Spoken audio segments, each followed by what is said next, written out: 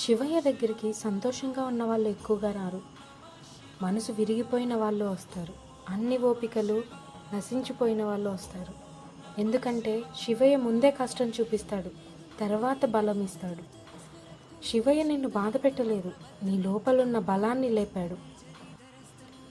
లోకపు విషమంతా తన గొంతులో పెట్టుకున్నాడు శివయ్య, భక్తుడు శాంతిగా ఉండాలనే ఒక్క కారణంతో. గంగ వేగంగా దూసుకెళ్ళిన శివయ్య తలపై మాత్రం నిశ్శబ్దంగా ప్రవహిస్తుంది. నీ జీవితంలో ఉన్న అశాంతి అంతా శివయ్య తలపై పెట్టేశావని నువ్వు గుర్తించలేదు. నీ కోసం నిలబడే వాళ్ళు లేనప్పుడు, నీ మాటలు ఎవ్వరికీ అవసరం లేకపోయినప్పుడు, నువ్వు ఒంటరిగా నడుస్తున్నావనుకున్న ప్రతి అడుగులో శివయ్య నీతోనే ఉన్నాడు. నీ కన్నీళ్ళకి సాక్షి మనుషులు కాదు, శివయ్య. శివయ్య ఆలస్యం చేస్తాడు, ఎందుకంటే నువ్వు పడే బాధను పూర్తిగా తుడిచేయాలనుకుంటాడు.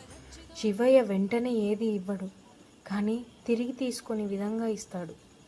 నీ నిశ్శబ్ద ప్రార్థనలు ఎక్కడికో పోవు, అవి శివయ్య దగ్గర ఆయుధాలుగా మారుతాయి. ఇప్పటికీ నీ గుండె బరువుగా ఉందా? అయితే భయపడకు.